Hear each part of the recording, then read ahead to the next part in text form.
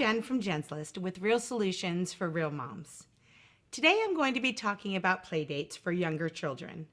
By keeping some guidelines in mind, you can help ensure that squabbles, scuffles over toys, and tears at pickup time don't mar your child or her guests' playdate fun. First, let's talk about making a date. Let your child lead. Ask who he'd like to have over.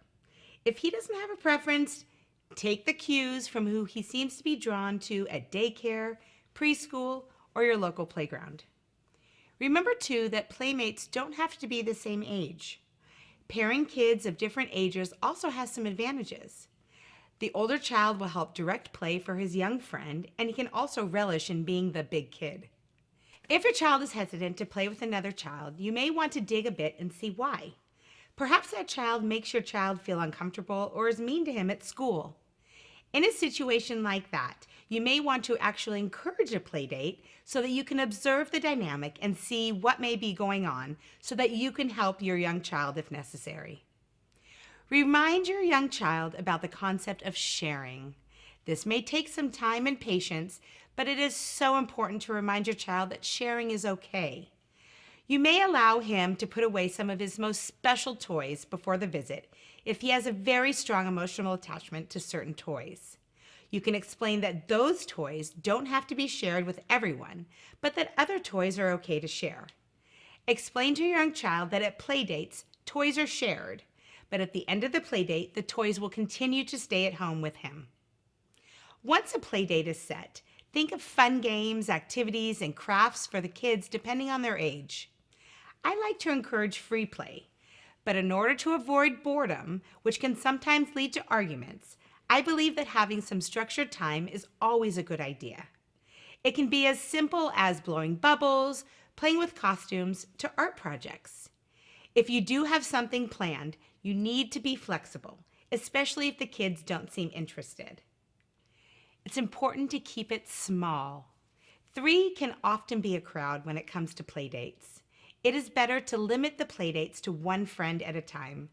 Otherwise, it's too easy for one child to feel left out, and sharing becomes that much more difficult. Let your little guest mom know that it's okay to stay if her child is a little nervous, and on the other hand, if the mom is just dropping off, be sure to have her cell number in case of an emergency. It's important to get the facts on food. Since playdates often involve snacks, be sure to ask the guest parents about food allergies or sensitivities, or what they possibly could be picky about. Knowing a child's preferences ahead of time can help head off a snack time showdown. And just a couple of words on the uncomfortable side effects of playdates. Some moms will constantly ask for playdates with your child just so she has a free place to unload her kids for a few hours.